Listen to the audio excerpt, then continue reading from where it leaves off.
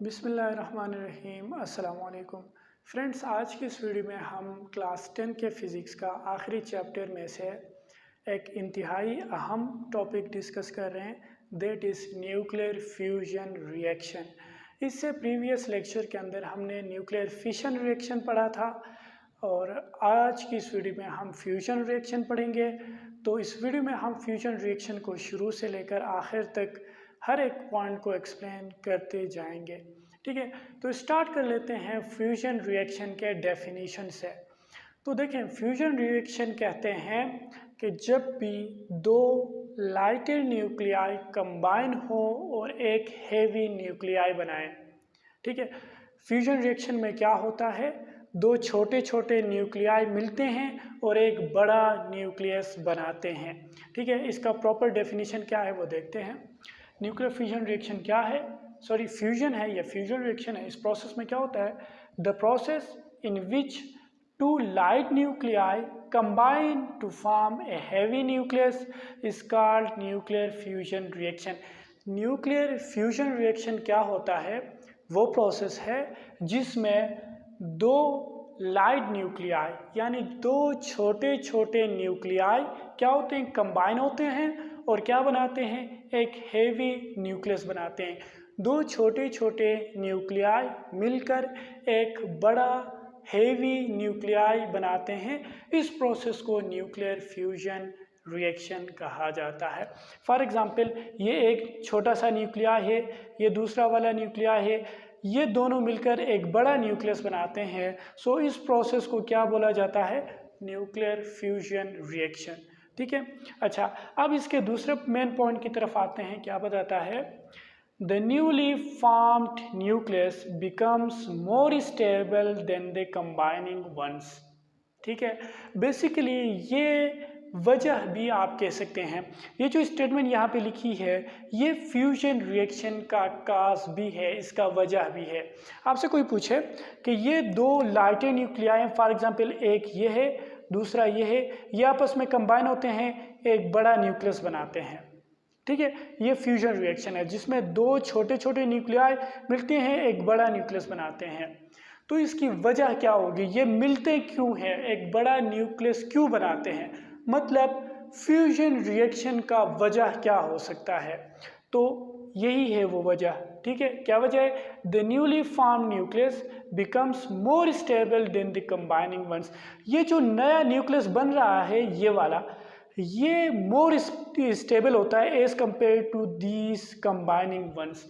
ये जो दो कंबाइनिंग न्यूक्लियाई होते हैं इनके मुकाबले में ये नया बनने वाला न्यूक्लियस ज़्यादा स्टेबल होता है।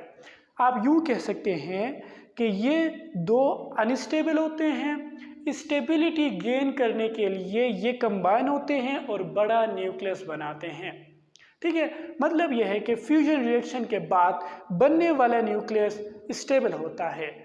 ठीक है, फ्यूजन रिएक्शन में जो बनने वाला न्यूक्लियस होता है वो मोर स्टेबल होता है। अच्छा, इसके बाद क्या है, in the process energy is released due to loss in mass. इस फ्यूजन रिएक्शन के बाद एनर्जी भी रिलीज होती है। फॉर एग्जांपल, ये दो न्यूक्लियाई आपस में मिल गए, ये बड़ा न्यूक्लियस बना लिया, बड़ा न्यूक्लियस बनने के साथ साथ एनर्जी भी रिलीज होती है। ठीक है, इस न्यूक्लियस के साथ साथ एनर्जी भी रिलीज होती है। ये दो न्यूक्लियस थे, ये न्यूक्लियस बना लिया बड़ा सा न्यूक्लियस फ्यूजन रिएक्शन में, और इसके साथ साथ एनर्जी भी रिलीज होती है। अब ये एनर्जी कहाँ से आती है, ड्यू टू लॉस इन मास। ठीक है, मास में लॉस की वजह से एनर्जी रिलीज होती है। मतलब यह है कि फॉर एग्जांपल, ये न्यूक्लियस लेट से 5 ग्राम है और ये वाला भी 5 ग्राम है, तो मिला के कितना होना चाहिए, लेट से ये 10 होना चाहिए था, 10 ग्राम, क्योंकि 5 ये है 5 ये है मिल रहे हैं, इसको तो 10 ग्राम होना चाहिए, बट ऐसा नहीं होता। ये फॉर एग्जांपल 8 ग्राम बन गया, बनना तो 10 था 10 ग्राम, लेकिन 8 ग्राम बन गया। तो जो 2 ग्राम का लॉस होता है मास का, वो एनर्जी में चेंज हो गया। क्लियर है, 5 ग्राम का न्यूक्लियस ये था, 5 ग्राम का न्यूक्लियस ये है, मिला के 10 बनना था लेकिन 10 नहीं बना, 8 ग्राम बना, 7 बन सकता था, 6 बन सकता था, यानी कम बनता है। जितना बनना चाहिए उससे कम बनता है। तो जो भी मास डिसअपीयर हो जाता है, गायब हो जाता है, वो एनर्जी में कन्वर्ट होता है। ठीक है, तो लॉस इन मास की वजह से एनर्जी भी इस प्रोसेस में रिलीज होती है। यहाँ पे मैं आपको बता दूँ, ये मैंने एज्यूम किए हैं कि एजम्पशन है, ठीक है, सपोज किए हुए हैं कि ये 5 ग्राम है, ये भी 5 ग्राम है, ये 8 ग्राम है। असल में ये ग्राम बहुत बड़ा यूनिट है, ये ग्राम में नहीं होता, जस्ट समझाने के लिए। ठीक है, मैंने ग्राम कंसीडर किए, हालांकि ये एटॉमिक मास यूनिट में होते हैं, AMU में होते हैं, बहुत ही छोटा यूनिट होता है वो। यानी ये जो मास डिसअपीयर होता है वो बहुत कम मास डिसअपीयर होता है। 2 ग्राम 3 ग्राम ये तो बहुत बड़ा मास, मैंने जस्ट समझाने के लिए बता दी। क्लियर है? अच्छा, तो एनर्जी कहाँ से आती है? मास में लॉस की वजह से एनर्जी आती है, और बनने वाला न्यूक्लियस मोर स्टेबल होता है। ठीक है, और जब दो न्यूक्लियाई कंबाइन होते हैं, बड़ा न्यूक्लियस बनाते हैं with the release of energy, उस प्रोसेस को फ्यूजन रिएक्शन कहा जाता है। तो यहाँ तक यकीनन आपको क्लियर हो चुका होगा। अब आते हैं अनदर इम्पोर्टेंट टॉपिक की तरफ, वो है proton proton cycle. Proton proton cycle को पढ़ने के बाद फ्यूजन रिएक्शन आपको और क्लियर हो जाएगा। Okay, now we are moving toward proton proton cycle. Proton proton cycle में क्या होता है? देखिए, प्रोटॉन प्रोटॉन साइकिल में दो प्रोटॉन शुरू में आपस में मिलते हैं, प्रोसेसेस होने के बाद लास्ट में फिर से आपको प्रोटॉन मिलते हैं। यानी प्रोटॉन्स का एक साइकिल है ये। शुरू में भी प्रोटॉन थे, कंबाइन हो रहे थे, प्रोसेस होने के बाद लास्ट में आपको रिजल्ट में फिर से प्रोटॉन आते हैं, यहाँ पे आप देख सकते हैं। तो इस प्रोसेस को प्रोटॉन प्रोटॉन साइकिल कहा जाता है। अब देखते हैं एक एक करके कि इसमें एक्चुअली क्या होता है। तो सबसे पहले क्या होता है? द फर्स्ट स्टेप में क्या होता है? Two protons combine to form heavy nucleus. सबसे पहले दो प्रोटॉन मिलते हैं और एक हैवी न्यूक्लियस बनाते हैं। प्रोटॉन को हम H से लिखते हैं, हाइड्रोजन एटम, जिसमें एक प्रोटॉन ही होता है।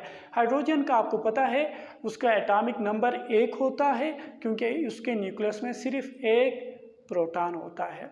ठीक है, तो प्रोटॉन को हम इस तरह लिखते हैं H से। ठीक है, अच्छा, तो ये हमारे पास क्या है? ये एक प्रोटॉन है। ठीक है, ये एक प्रोटॉन है, हाइड्रोजन एटम से इसको हम लिखते हैं, जिसका एटॉमिक नंबर 1 है। ये क्या है? इसका एटॉमिक नंबर 1 से शो किया, एटॉमिक नंबर 1 है, क्योंकि एक प्रोटॉन है तो एटॉमिक नंबर 1 होगा, और मास नंबर भी उसका 1 ही है, क्योंकि सिर्फ अकेला प्रोटॉन ही एग्जिस्ट करता है। ठीक है, मतलब इसमें एक अकेला प्रोटॉन है, कोई न्यूट्रॉन इसके साथ नहीं है। ठीक है, तो एटॉमिक मास भी एक, एटॉमिक नंबर भी एक।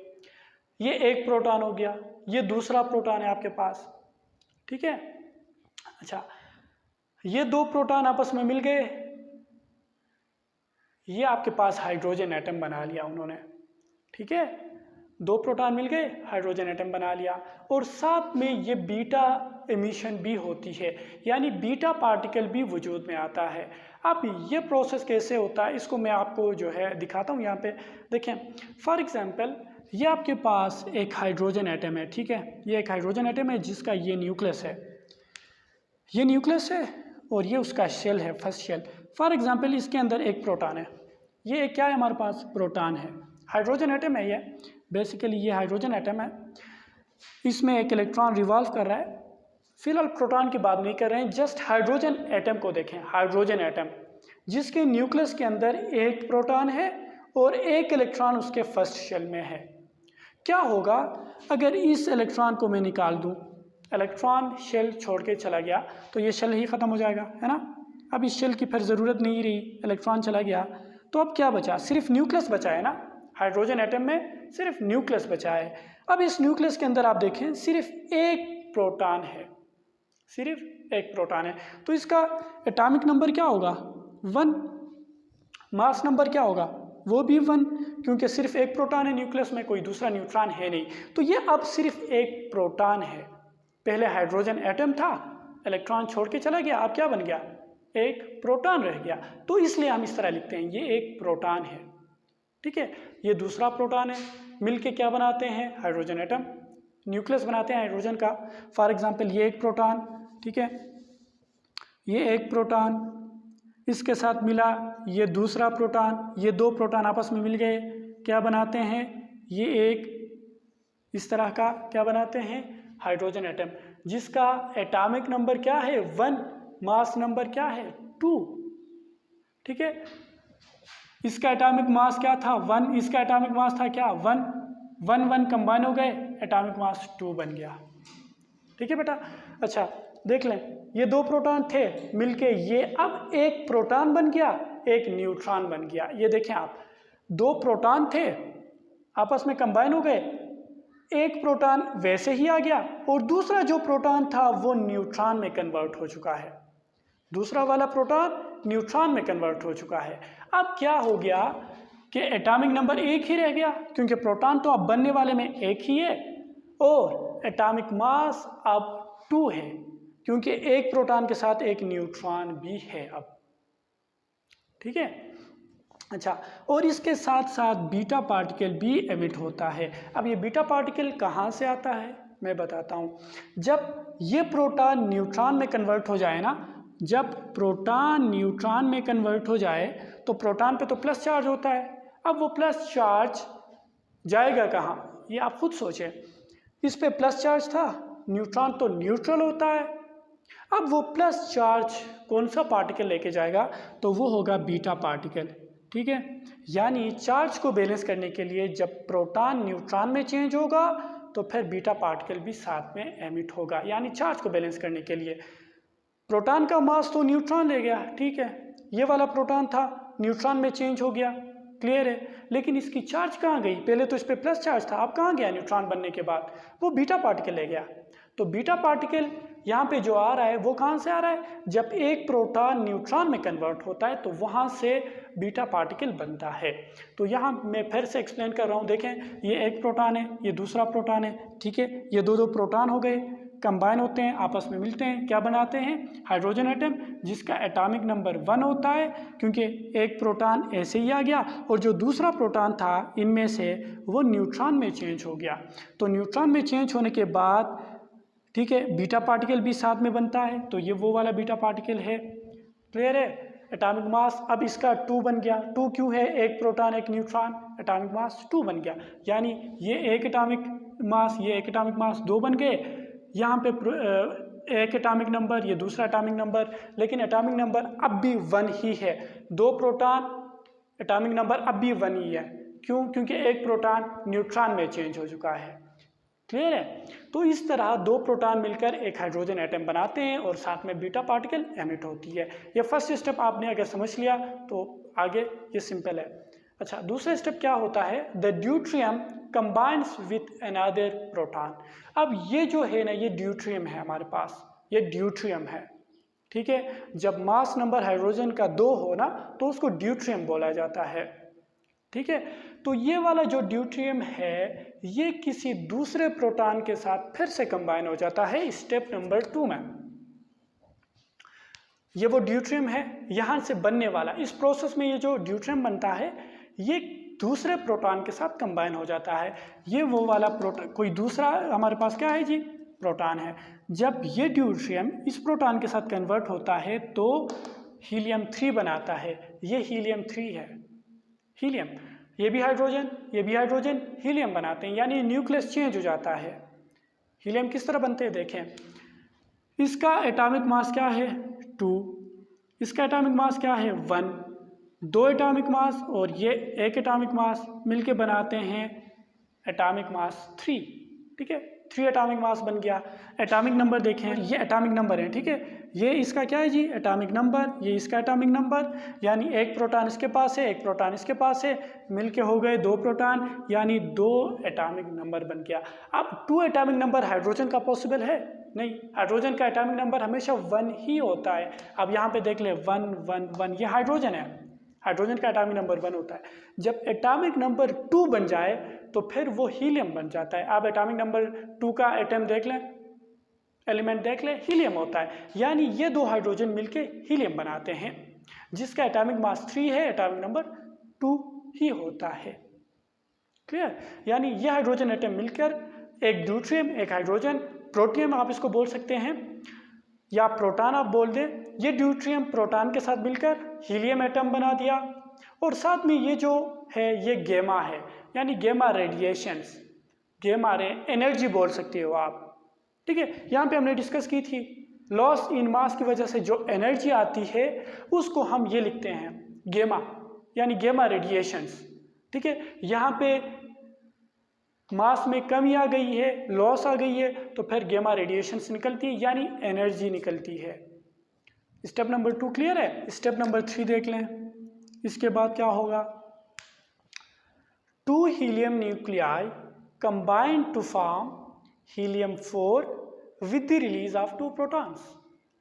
अब स्टेप नंबर 2 में ये हीलियम-3 जो बना था, ये हीलियम-3 बन गया था ना, एक प्रोसेस से ये हीलियम-3 बना, अगेन प्रोसेसेस होंगे तो एक और हीलियम-3 बनेगा। जब 2 हीलियम-3 बनेंगे वो फिर आपस में कंबाइन होंगे, यानी एक प्रोसेस में ये हीलियम-3 बना, ये वाला, किसी दूसरे प्रोसेस से ये हीलियम-3 आया होगा, ये हीलियम-3 जो यहाँ पे बना था, एक ये, दूसरा कहीं और से आएगा, ये दोनों आपस में मिलेंगे, आपको हीलियम-4 मिलेगा। ठीक है, ये हीलियम-3 थे, ये दूसरा हीलियम-3 है, कंबाइन होंगे हीलियम-4 बनेगा। अब यहाँ पे क्वेश्चन आता है कि इसका एटॉमिक नंबर 2, यहाँ पे एटॉमिक नंबर 2, तो बनने वाला का तो एटॉमिक नंबर 4 होना चाहिए, लेकिन ऐसा नहीं है, यहाँ पे इसका भी एटॉमिक नंबर 2 है, यानी वो बाकी 2 एटॉमिक नंबर कहाँ गए, एक ये आप मिला लें, ये एक प्रोटॉन, ये दूसरा प्रोटॉन, 2 प्रोटॉन इसके पास, मिला के हो गए 4 प्रोटॉन्स, तो 2 ये 4, इस साइड पे भी 4, उस साइड पे भी 4। क्लियर है। अच्छा, एटॉमिक नंबर इस तरह बैलेंस होते हैं। एटॉमिक मासेस को देख लें, एटॉमिक मास इसका 3 है, इसका 3, मिला के कितने होते हैं 6 एटॉमिक मासेस कंबाइन हो रहे हैं, 4 इसका 1 इसका मिला लें, 4 1 1 6 ये भी है और 6 इस पे भी है, यानी एटॉमिक मासेस भी बैलेंस, एटॉमिक नंबर्स भी बैलेंस, और लास्ट में एनर्जी भी रिलीज होती है। ये गेमा जो यहाँ पे मैंने बताया था, ये वही है गेमा रेडिएशंस, यानी एनर्जी भी रिलीज होती है इस प्रोसेस में। ठीक है। अच्छा, आप यहाँ पे देख लें, 2 हीलियम-3 आपस में कंबाइन हो गए, हीलियम-4 बना लिया, और साथ ही साथ में 2 प्रोटॉन्स आपको और मिल गए। प्रोटॉन्स कहाँ से आए, क्योंकि एटॉमिक नंबर 4 बन रहा था, 2 ये ले गए, 2 इन प्रोटॉन्स को मिल गया अकेले। ठीक है। अच्छा, तो यहाँ से फिर आपको 2 प्रोटॉन्स मिल जाते हैं। तो ये प्रोटॉन साइकिल है, शुरू में भी 2 प्रोटॉन कंबाइन हो गए थे, ये प्रोसेस होने के बाद आखिर में जाके फिर से 2 प्रोटॉन्स आपको मिल रहे हैं, यानी ये प्रोटॉन साइकिल है। इस प्रोसेस में आप देख रहे हो न्यूक्लियस क्या होते हैं, कंबाइन होते हैं, 2 आपस में मिलते हैं, दूसरा बनाते हैं, फिर वो 2 मिलते हैं, तीसरा बनाते हैं, फिर वो 2 मिलते हैं, चौथा बनाते हैं। इस तरह 2 न्यूक्लियस मिलकर कोई हैवी न्यूक्लियाई बनाते हैं। इन दोनों के मुकाबले में ये हैवियर है, क्योंकि इनका एटॉमिक मासेस क्या है 1 1, ये 2 है, यानी ये हैवियर है as compare to these ones. ठीक है, इनके मुकाबले में ये हैवियर है, इनके मुकाबले में ये हैवियर है, यानी बनने वाले जो हैं वो कंबाइनिंग वन से क्या होते हैं, हैवियर होते हैं। आप एटॉमिक मासेस देख लें, ये 2 है, इससे भी हैवी, इससे भी हैवी, ये 3 है, इससे भी हैवी, इससे भी हैवी, और ये 4 है, इससे भी हैवी होता है, इससे भी भारी होता है। ठीक है, तो ये फ्यूजन रिएक्शन है, और इस प्रोसेस में एनर्जी भी रिलीज होती है। मैं आपको बता दूं, जो सनलाइट है जिसमें हमारे पास लाइट और हीट भी हमें मिलती है, वो फ्यूजन रिएक्शन से आती है। जो सन है हमारा, सन में यही फ्यूजन प्रोसेस होता है, स्टार्स में यही फ्यूजन प्रोसेस होता है। इस फ्यूजन रिएक्शन से एनर्जी मिलती है। सनलाइट जो हमें रिसीव होते हम लेते हैं हीट की फॉर्म में, लाइट के फॉर्म में, ये क्या है हमारे पास फ्यूजन रिएक्शन से आने वाला है। ठीक है, तो फ्यूजन रिएक्शन में भी एनर्जी रिलीज होती है। तो आज का हमारा लेक्चर यहाँ तक था। आपको किसी भी पॉइंट की समझ ना आ चुकी हो तो आप कमेंट सेक्शन में ज़रूर पूछें। Thanks for watching.